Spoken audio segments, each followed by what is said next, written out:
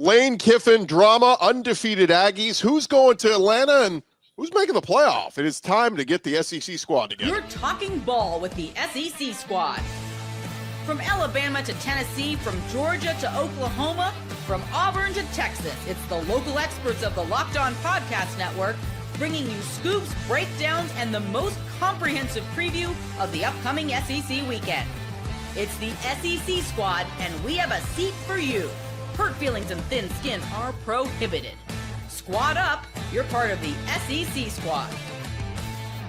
Welcome to the SEC squad, guys. Sit back, grab your favorite beverage, and join us as we get you ready for another week talking all things SEC. And thank you guys for making Locked On the #1 sports podcast network. Today's episode is brought to you by FanDuel. Right now, new customers can bet just $5, and if your bet wins, you'll get $300 in bonus bets to use across the app. Download the FanDuel app today. Let's welcome in our squad this week. We got a regular. I've seen so many comments. People are like, Stephen Willis shows up every week. Stephen Willis, Locked On Ole Miss. We got Corey Burton, Locked On Vandy. We got Jimmy Stein, Locked On Bama.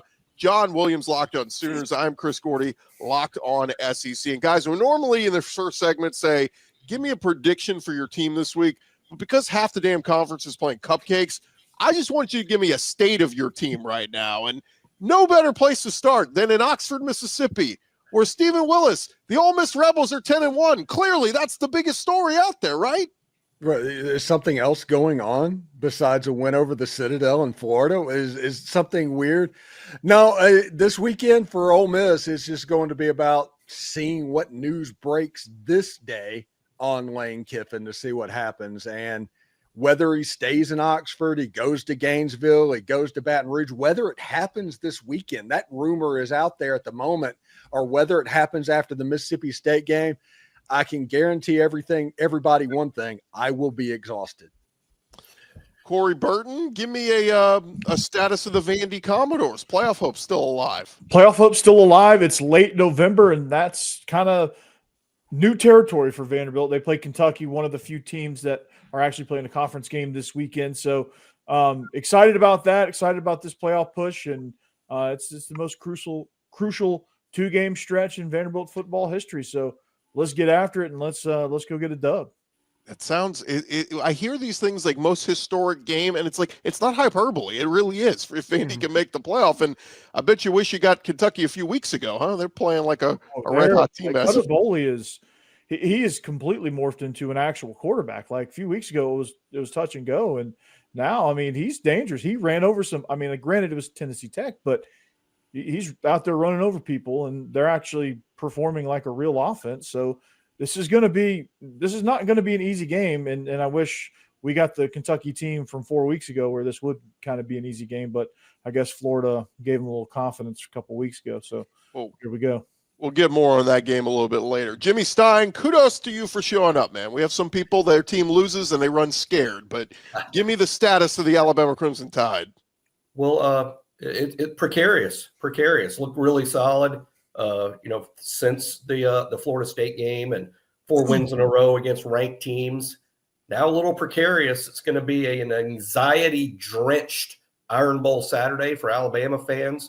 They'll be favored to beat rival Auburn, but it's taken a couple of miracles for Alabama to win the last 2 trips to Jordan-Hare. It's hopefully going to be just mostly tight fans and not a tight football team that goes into Jordan-Hare in about 13 days. Yeah, it's look, it was a close loss for Bama. They were right there. Don't hit the panic button yet, Bama fans. John Williams, you're riding high after that big win.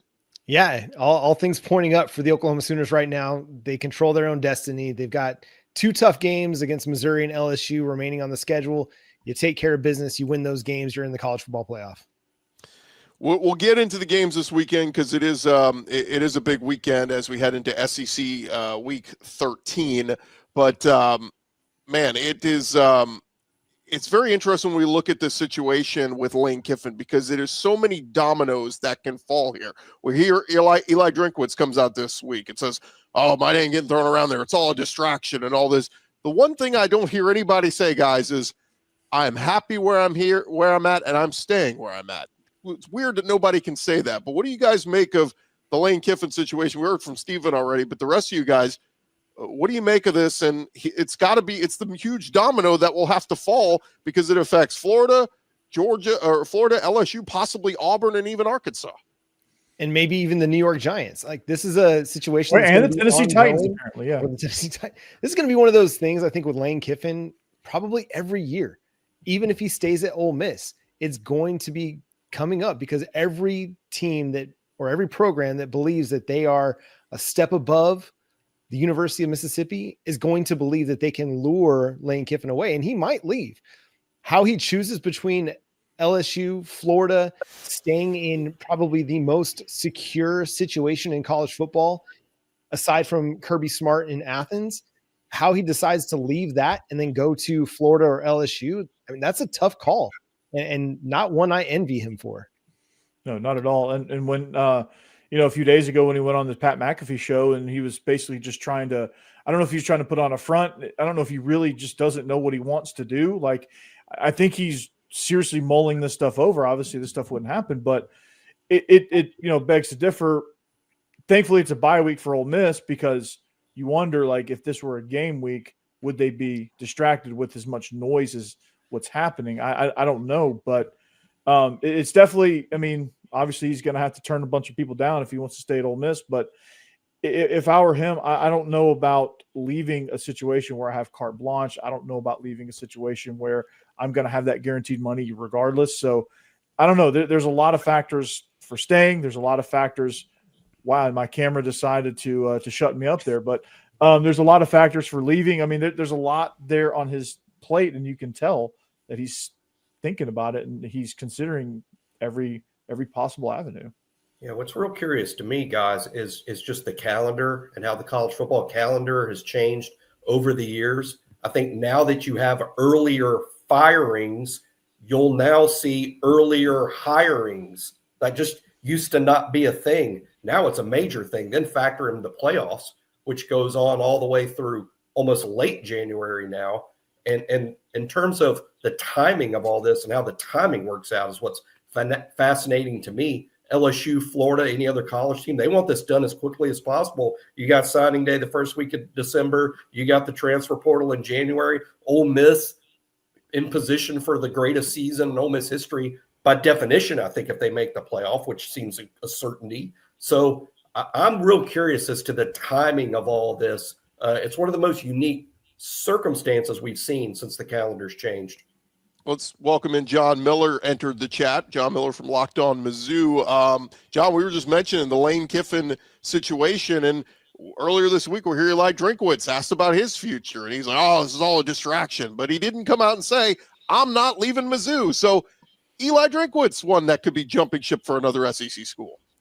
Yeah, it's a really interesting situation because it seems like everyone outside of Missouri thinks that Drinkwitz is going to go somewhere else, and yet everybody I talk to inside of Missouri thinks he's staying. And I tend to lean towards the people inside of Missouri right now. I really do. But yeah, I did need to jump into the chat really quickly to just make sure that you guys weren't shoving my coach out the door. But I'll just say I was talking to somebody who has some pretty good sources in one of these big schools that Eli Drinkwitz is talking to. I'll say that. And they thought, oh, he's going there. And I'm just telling you, I cut through that logic in about 2 degrees, 2 moves, something like that in chess. And I just don't know that it makes a lot of sense right now. We'll see what happens, though. I'm not that certain. I'll tell you that.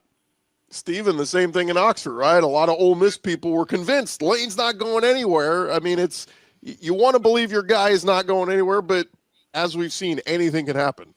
Yeah, basically Florida and LSU both have Godfather deals for him on the table. I mean, just a ton of guaranteed money, just Jimbo Fisher contracts, essentially what's going on.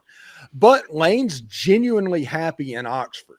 And I talked to somebody that's inside the Manning Center is like, this man's losing sleep over this. And I don't envy what's going on because you're right. He has all the control, Corey. He can do whatever he wants to in Oxford. He has everything a coach could ever want except the trophy case. And that's the pull that he's having to deal with right now because he's having the season of all seasons in a year that they were supposed to win 8 games and be happy with it. So I get why there's being pulls in so many different directions, but I still would not be surprised if he stayed at Ole Miss. I would not be surprised if he went to LSU, and I would not be surprised if he went to Florida. I mean, if he's truly happy where he's at, and this is like gut wrenching to him to consider leaving, he needs to stay. Yes, maybe Florida can get you more championships, but when was the last time they won a national title? I mean, a lot of the guys that are playing at Florida, they were babies when Florida last won a national title. You talk about LSU. Now that was just a few years ago, but that was also like a historic aberration with the offense that they put on the field with Joe Burrow and that crew. So it's not like these two programs are definitively set up better just because they've got more recent national championships and maybe a longer track record of success. Lane Kiffin has created a program that can be successful in Oxford, and he's done it his way, and he's done it being the guy that he is, both on social media and with the media and on the sideline. He's done it his way, and he's created a contender.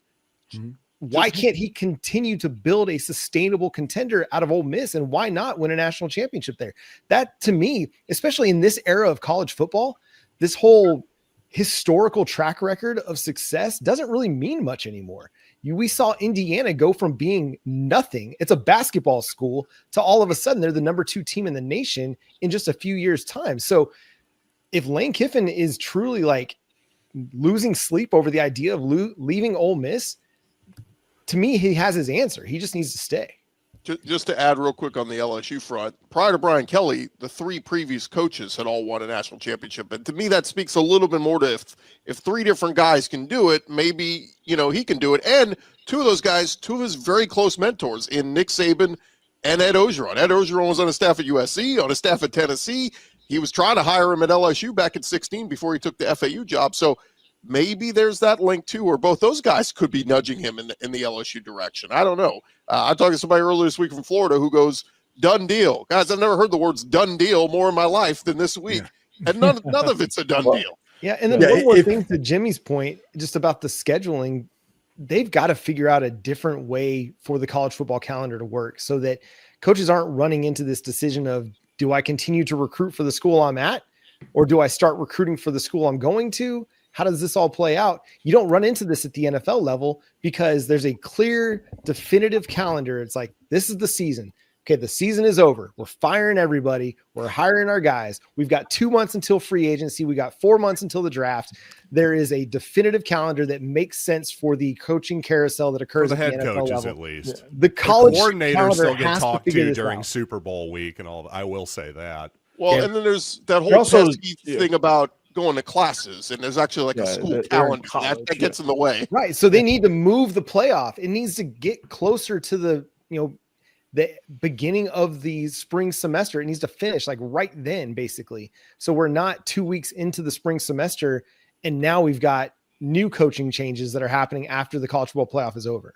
If you take into account nothing but the calendar, it almost makes more sense for Lane to take an NFL job. Yep. He doesn't have to deal with the LSU, Florida, and the pressure. And so many coaches these days, because of the craziness, prefer the NFL over college. Now, I do think that the post-house settlement, things have settled down just a little bit. One transfer portal window, things seem to be settling a bit. But most coaches prefer, the pro game and not having to recruit all year. I'm not sure Lane's a huge fan of high school football recruiting anyway. But I don't rule out Lane going to the NFL at all. And Miami Dolphins is a job to watch. Yeah. All right, guys, we'll leave it there. Obviously, we'll have plenty more to talk on the coaching carousel in the coming weeks. But we still got football. Let's be happy with that. We got 2 weeks left in the regular season. So when we return, we will discuss some of the games happening this weekend. Half cupcake, half actual good games. We'll discuss that coming up next. Hey, first, I want to remind you guys about our friends over at FanDuel. Of course, the NBA is back. We got action every night, and no better place to get in on the action than with our friends at FanDuel. They are the official sports betting partner of the NBA, and whatever it is you want to get in on, pro football, college ball, still got all those SEC games up there each and every week, all of it there at FanDuel. And NBA, college basketball, there's something literally every night you can get in on the action, and you can combine your live bets into a same-game parlay if you're looking for a bigger payout. it keeps every game exciting, especially when your team is playing. And who knows, maybe you bet against your team. Right now, FanDuel is giving new customers $300 in bonus bets when your first $5 bet wins. So head to FanDuel.com, get signed up, play your game with FanDuel. They are the official sports betting partner of the NBA. And, of course, all the college action up there as well. All right, roll along here. Locked On SEC Squad Edition. What was your comment, John? Missouri basketball? I said December 1st, Missouri, FanDuel. It's legal. That's okay. the pitch there at the end. Yeah, It is relevant. I thought you were trying to like the state of Missouri. I thought you were trying to No. Just a little pitch for FanDuel, just trying to get us some more money. No big deal. Hey, just trying to do some business here. I know you guys are here for the S's and the grins. I'm just here for the greens and the greenbacks. All right. Well, let's get into some of the games this weekend, guys. And maybe, okay, I get it. It's not the sexiest matchups this weekend, but let's get to a couple of conference games. And Corey, I think your game is probably the most compelling from a standpoint of It's 5-5 Kentucky against number 14 Vandy, but Kentucky, one of the hottest teams in the SEC, running off a handful of wins in a row. They knocked off Tennessee Tech last week, who were 10-0 undefeated. So give me a quick primer thought on this one. Well, I mean, the stakes are extremely high. Vandy's in playoff mode right now, which is unheard of. They're sitting at 8-2. And then Kentucky's fighting for a bowl game, which 4 weeks ago, they were just going to ride out the rest of the season, see what was going on with Mark Stoops and, just kind of try to put the pieces back together. But now they're in a mode where they got a lot of confidence. So you've got a quarterback duel that you didn't think you were going to have. Diego Pavia versus Cutter Boley, which no one thought was going to be an actual compelling quarterback duel, but here we are. And this Vandy team is playing with a lot of confidence coming off a bye week, hopefully get their defense reset a little bit to where they can tackle a little bit better and hold teams early in games so they're not having to climb out of these huge deficits. But, I mean, it's going to be, Vandy's found something on offense with tempo, passing game, things like that, to where they can score points now. And they're a little bit more dynamic than they were at the beginning of the season. So that's another element that they have ready for this playoff run this week. And then, of course, next week in a massive, huge matchup against Tennessee. So this is going to be a fun one. Vandy's favored by 9.5. That line scares the crap out of me. But the over-under is 53.5, which for a Vandy-Kentucky game seems astronomical. But it's going to be a fun one. It's going to be hard fought, because of the implications on both sides. Because of the implications. Anybody else got a feel on this one for like maybe Kentucky ruins Vandy season? I hope not. It's one of those situations. I need to see a 9-win Vanderbilt playing in Neyland Stadium against Tennessee. Mm-hmm. I need to see that, literally like oxygen. Mm-hmm. But Kentucky, for whatever reason, they figured it out. And a couple of weeks ago, before all this run started, the Wildcats coaches sat down with the Kansas City Chiefs on ways to get Kendrick Law, the football, into space. And since they've done that, some games they've been absolutely dynamic. Maybe, as Eric Kane would say, Tennessee kind of fixed him when it comes to Cutter Boley. But Kentucky, all of a sudden, they're just turning into an offensive juggernaut compared to what they were 3 weeks ago, 4 weeks ago. And that's pretty amazing. Mm-hmm. And they've got an intriguing defense. It's not one that you're going to throw up there as one of the best in the conference, but it's a defense capable of shutting down a capable offense. We saw it against Texas. I mean, they slowed the Longhorns down. And I know the Texas offense isn't world beaters all the time, but they've got their moments where they can be really, really good. And Kentucky kept that one close. I'm like Corey, I would not be too thrilled about a 9.5 line favoring Vandy. I think it's going to be a close ball game either way. Now, Vandy wants to go ahead.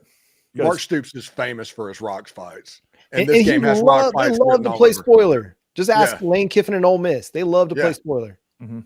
Absolutely. Yeah.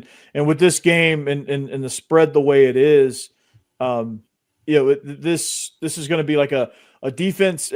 I feel like Vandy's looking in the mirror almost with as far as the way Kentucky wants to play and the way Vanderbilt's true identity is, where they want to kind of control some things. So it's going to be kind of like a very similar matchup. So this, defensively, again, for Kentucky, they're feisty.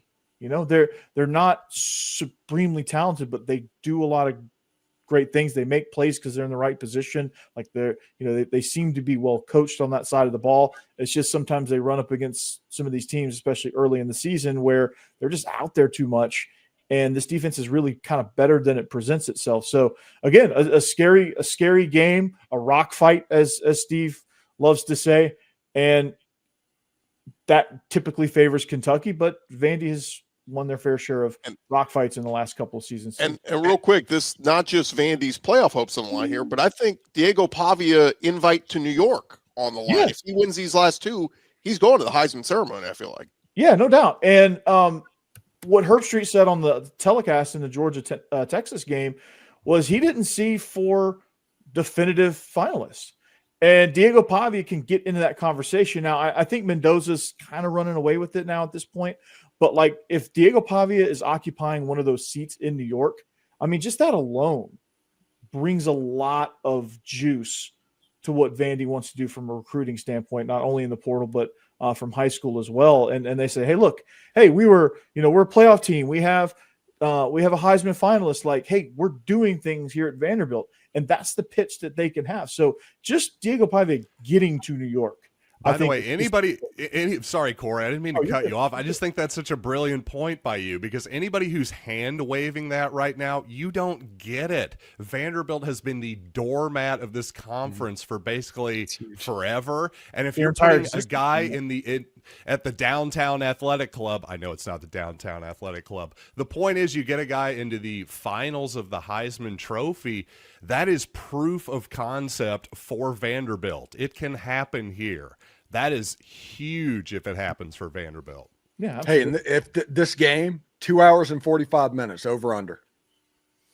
I might take the under. Yeah. I might take the under on that. Be a lot of running the football, running clock. A real quick show of hands: who's taking Vandy to beat Kentucky? Is it going to be a clean sweep? Yeah, I figured. Saturday, by the way, is my wife's birthday. She's a Kentucky grad, so I don't know. Sorry, Mrs. Gordy. I know. Now, I do hope Kentucky gets that bowl bid, but just do it against Louisville next year. Yeah, and they would love that even more to do that to Louisville. Yeah. And so I can get down with that win for sure. Yeah. The other big one this weekend, and it's luckily we got our Mizzou and Oklahoma guys here. Battle of top 25 teams. It is number 22 Mizzou at number 8 Oklahoma. The country's leading rusher, not the SEC's leading rusher. The leading rusher in the country, John Miller, is Ahmad Hardy. The playoffs are out the window for Mizzou, most likely, but still a chance to finish strong here. Give me the vibe on this one. Well, sure, I'll say it's 100%. The Tigers are out of the playoffs, that's for certain, but still plenty to play for, at least in my opinion. Missouri has not won in Norman. Well, they haven't played in Norman since 2011, I believe, but they haven't won in Norman since 1966. They used to play there every other year, so that'd be a huge deal for Missouri to win on that level. Also, to me, Missouri, these are two really great defenses here. The question is, can Missouri score enough to win the game? I don't know how confident I am in that. There was some talk that maybe Bo Prabula was going to be back, believe it or not. I think he's probably going to dress out and be available in like a backup emergency capacity. I still think it's going to be Matt Zollers. That's all the indications here from Drinkwitz, at least. I really want to say Missouri's going to win this, but it's too hard to say with this offense right now. I think the Missouri defense can definitely keep them in it. But even with Ahmad Hardy, who just rushed for 300 yards last week against Mississippi State, I just can't quite go that far. Interestingly enough, the last time Missouri also beat Oklahoma in back-to-back seasons was back in the 1960s. So a chance at some history here for the Tigers. I don't think Ahmad Hardy is going to run for 300 yards against Oklahoma's defense. It's a safe bet. To me, yeah, that's a safe bet. To me, that's the key. If Oklahoma is able to minimize his impact, he's going to get some. He's just too good. It's like playing Shaq back in the early 2000s. Shaq's going to get his. You just got to make it to where he's not killing you every single time down the floor. That's the same thing with Oklahoma versus Ahmad Hardy.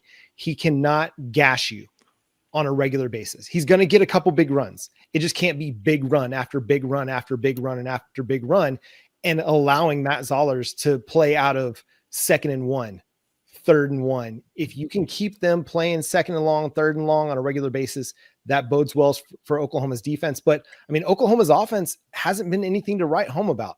it has been a struggle without some turnovers and without some special teams, big time plays on that end. Oklahoma really hasn't had consistent offense since back in the Auburn game. So they've got some things that they've got to answer. Missouri's defense is certainly capable of slowing them down. If Oklahoma can get some turnovers, get another big special teams play, that bodes very well for them. And listen, Oklahoma's got an edge in special teams because they've got one of the best kickers in college football, if not the best kicker in college football. They just need a little bit more from their offense to be confident that they can have a win in this one. But it's a big matchup, and I'm not sleeping on Missouri. I think the line at 7.5 is too much. I'm not confident in that at all. I think this could be a rock fight where it's like, I've told people it wouldn't surprise me if this is like an 18-12 kind of a game. Yeah, I mean, just figuring out what Brent Venables is going to throw at Zollers is going to be the most intriguing thing about this matchup, because, we know what Venables can do to quarterbacks, and he kind of put Ty Simpson in a bit of a blender last week. So it's going to be interesting there to see how Missouri's offense kind of handles that situation when Ahmad Hardy is slowed down and not able to rush for 300 yards, and Matt Zollers has to go out and make some plays, not necessarily put the game on his back and win the game, because I think Ahmad Hardy and that running back duo is good enough to kind of also shoulder some of that load. But when you have to put some key situations in Matt Zoller's hands, that favors Brent Venables, and that's where the low scoring stuff is going to come in play. Can Missouri's defense, John, can those edge guys, can Zion Young, can Damon Wilson, can they create some really adverse situations for Oklahoma's offense and put them in some bad spots, maybe steal a possession or two to kind of get that edge? I don't think it's explosive runs for Ahmad Hardy. I think this is the game that you don't want it to go 2nd and 6, 3rd and 2, 1st and 10, 2nd and 6, 3rd and 2, 1st and 10. If that happens over and over, that's going to make it to where Missouri can hide Zollers a little bit at quarterback, and they're staying on schedule, because I do agree with John. If it gets to 2nd and 3rd and long, Brent Venables is going to eat up the true freshman. If he plays, it's one of those things. It's going to be up to Oklahoma to make sure you don't fall into the 2nd and 6, 3rd and 2, and it's just 4 yards every single carry. Yeah, Jimmy, with a healthy Bo Perbula might be a little different, but I think Missouri, if you're going to be one-dimensional against this Oklahoma defense, you better be able to throw the football. I don't know that Missouri just running the football is going to have enough success in this game to win it, but I do think that it will be a close game. That those Missouri pass rushers are for real. I think they're going to give Oklahoma some problems, but low scoring. I like Oklahoma to win. I just don't think a team that relies on running the football is going to have enough success to beat that defense. And take Jimmy's word for it. His squad played both these teams already this season. So no, it's gonna be exciting. Look, Oklahoma up to number 8 in the playoffs. Quite a turnaround. Brent Venables on the hot seat in the offseason. Suddenly he's got his team primed for a playoff, and it's going to be a lot of fun to see. When we return, guys, 2 more big games in the SEC this weekend, and then a bunch of cupcakes. More Locked On SEC next.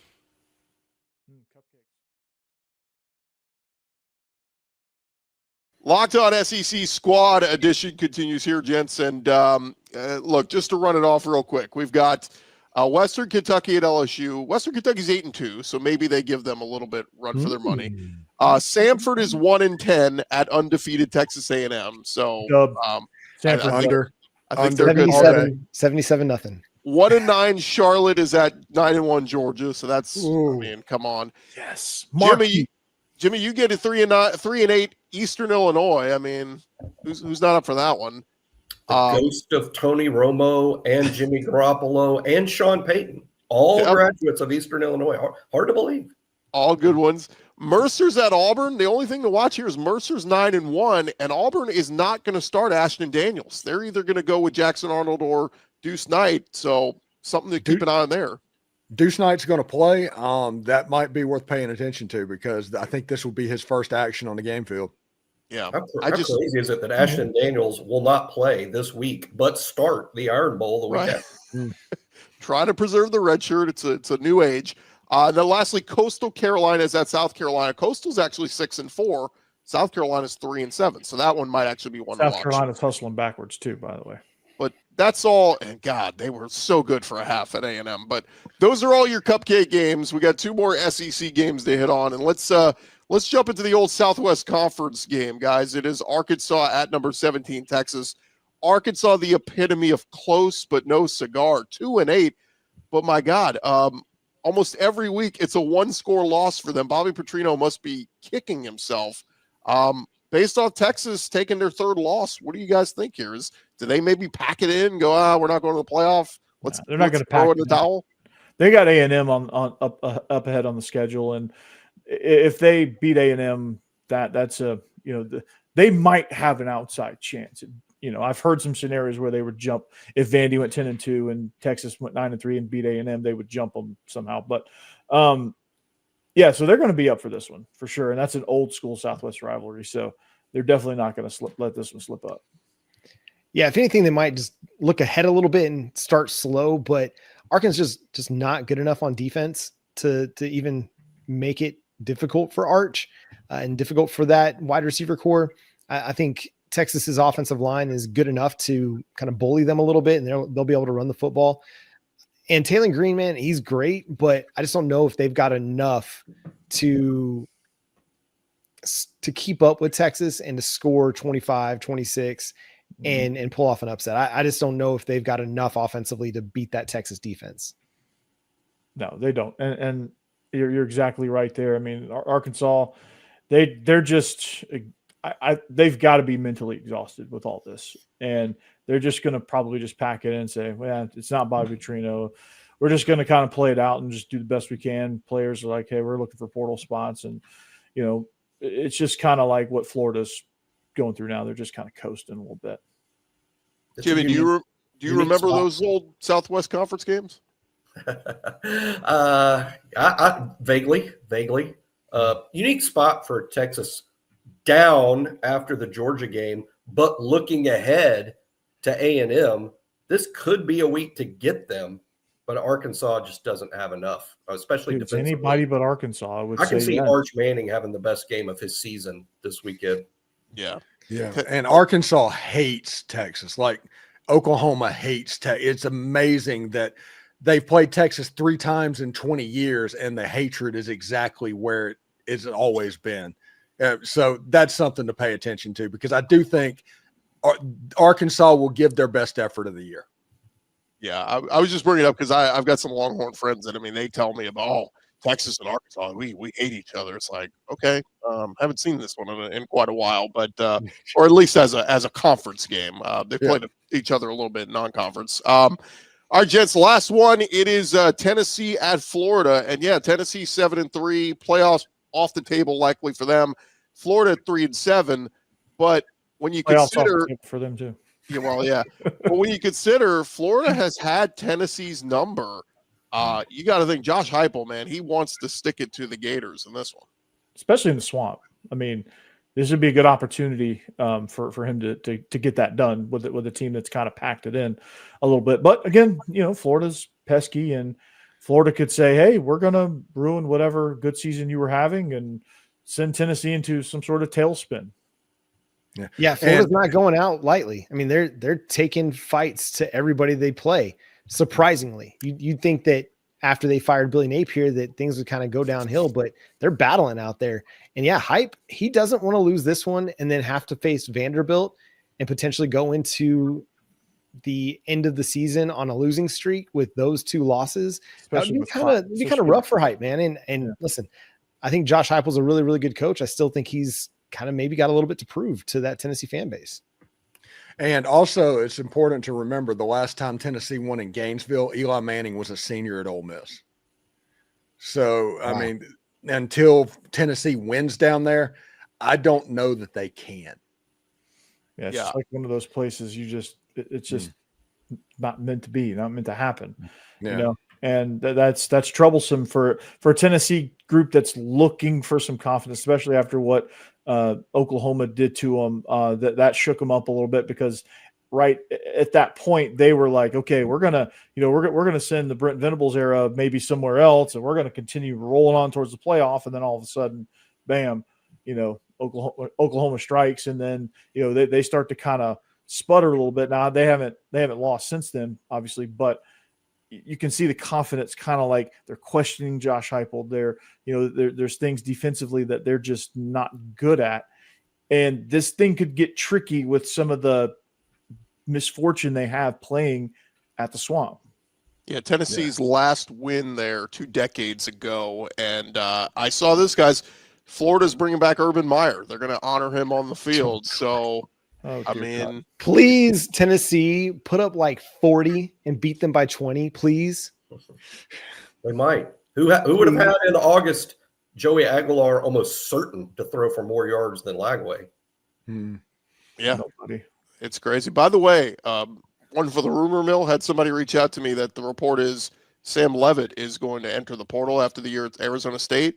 Watch him and Josh Heupel. I think that might be an interesting one to watch for 2026. So just putting that out there. Just putting it out there. Nice. Look at Chris Gordy breaking the news. That's a Look at Gord you, bomb. man. Breaking anything, just a rumor, internet rumor.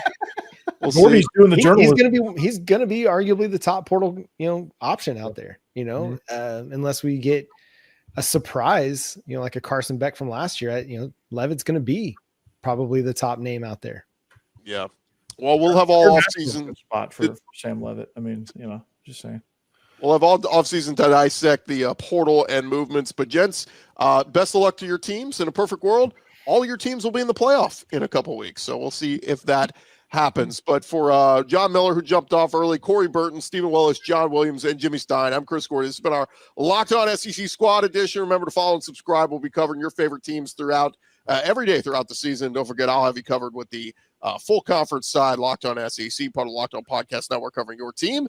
And thank you guys again for making Locked On the #1 sports podcast network. Bring it by week. Chris Gordy doing the journalisms. Mm.